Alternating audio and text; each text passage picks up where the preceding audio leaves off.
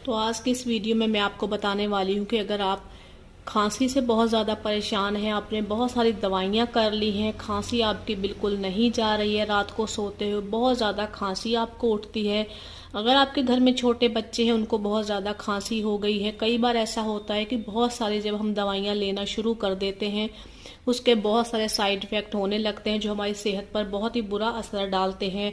तो आज मैं आपको एक ऐसी चीज़ बताने वाली हूँ जिसका अगर आप 3 से 4 दिन तक यूज़ करते हैं तो आपकी खांसी जड़ से ख़त्म हो जाएगी। कितनी भी पुरानी आपकी खांसी है, बलगम वाली खांसी है, सूखी खांसी आपको हो रही है, वो सारी जड़ से ख़त्म हो जाएगी। तो इसके लिए देखिए मैंने लिया है ये सुहागा। ये थोड़ा सा देखिए फिटकरी की तरह होता है, लेकिन फिटकरी बिल्कुल भी नहीं है। फिटकरी से थोड़ा सा इसका रंग जो होता है वो सफ़ेद होता है। आपको किसी भी पंसारी की दुकान पे मिल जाएगी। आपको इसे सुहागा बोलना है, हमारे पंजाबी में तो वैसे इसे सुहागा ही बोलते हैं। ये खांसी के लिए बहुत ही ज़्यादा बेनिफिशियल होता है। अगर आपने इसे खाना शुरू कर दिया तो आपकी पुरानी से पुरानी खांसी जड़ से ख़त्म हो जाएगी। तो ये देखिए आपको सिर्फ 5 या 10 रुपए का इतना बड़ा टुकड़ा मिल जाएगा। ये आपका बहुत दिनों तक ख़त्म नहीं होगा। तो चलिए आज मैं आपको बताती हूँ कि आपको इसे लेना कैसे। देखिए ये अभी बहुत ज़्यादा है, मुझे इतनी ज़्यादा इसकी ज़रूरत नहीं है, तो किसी चीज़ से मैं इसको थोड़ा सा तोड़ लेती हूँ। तो देखिए मैंने इसमें से छोटा सा एक टुकड़ा देखिए तोड़ लिया है। जितनी मुझे ज़रूरत है मैं उतना ही इसको ले लेती हूँ। तो अगर आपको जितनी ज़रूरत है उतना आप ले सकते हैं। तो चलिए अब इसे बनाना शुरू करते हैं। तो देखिए इसके लिए आपको चाहिए आयरन का तवा, यानी लोहे का तवा। जिस पे आप रोटी बनाते हैं वही तवा आपको लेना हो। इसे अच्छे से धो लेना है। इस पर ऑयल वगैरह बिल्कुल भी लगा हुआ नहीं होना चाहिए। अगर आपने पराठे वगैरह बनाए हैं तो इसे अच्छे से धो लीजिए। तो देखिए जैसे ही तवा हल्का सा गर्म होता है तो हम इस पे ये सुहागा इस तरीके से रख देंगे और गैस को बहुत ही स्लो कर देंगे। और देखिए धीरे धीरे ये पिघलना शुरू हो जाएगा। मैं आपको थोड़ा सा क्लोज से दिखा देती हूँ। तो देख सकते हैं इस तरीके से ये देखिए पिघलना शुरू हो जाएगा। जो भी आपके घर में तवा खराब रखा हुआ हो आप वो ले सकते हैं, जिस पे आप खाना वगैरह नहीं बनाते। तो देखिए किस तरीके से देखिए इसमें से थोड़ा सा पानी निकलना शुरू हो गया है। देख सकते हैं ये देखिए फूल चुका है। इसमें देखिए उबाल सा आना शुरू हो गया है। तो गैस को हम बहुत ही स्लो कर देंगे। इसको आपको बिल्कुल भी नहीं हिलाना है। इस तरीके से आपको इसे बहुत ही कम गैस पे इस तरीके से पकने देना है।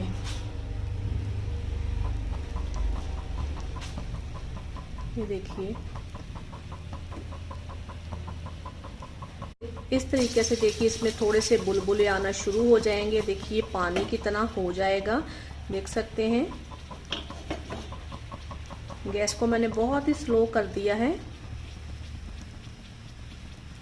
इसलिए मैं वीडियो को बिल्कुल भी यहाँ पे स्किप नहीं कर रही हूँ कि ताकि आपको अच्छे से इसको बनाना आ जाए।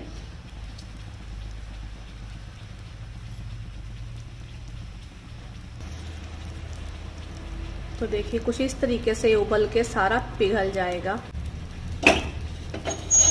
बिल्कुल देखिए ये पानी की तरह पतला हो गया है।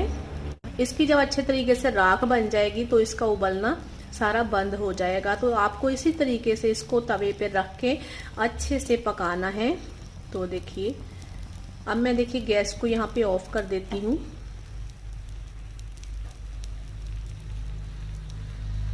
तो देख लीजिए मैं आपको बहुत ही क्लोज से दिखा देती हूँ।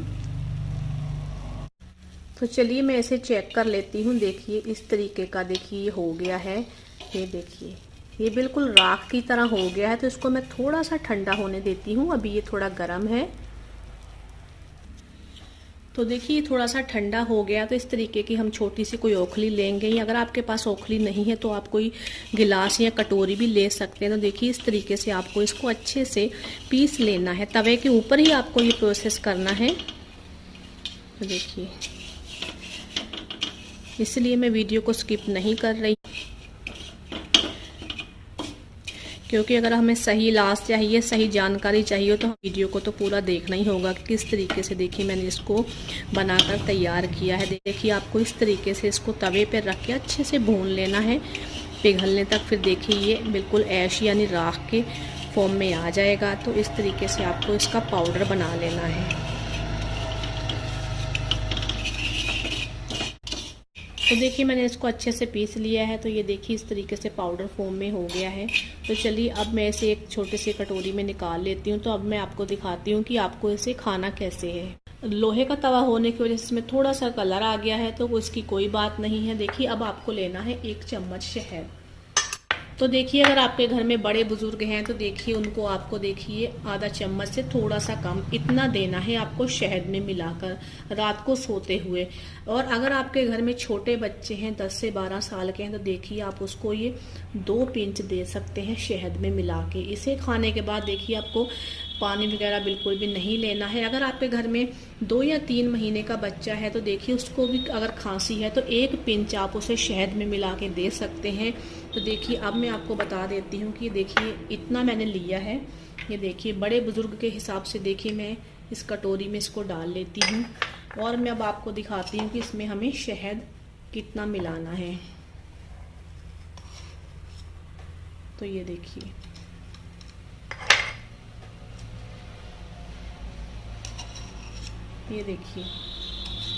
आपको इस तरीके से 2 चम्मच शहद मिला लेना है इसमें।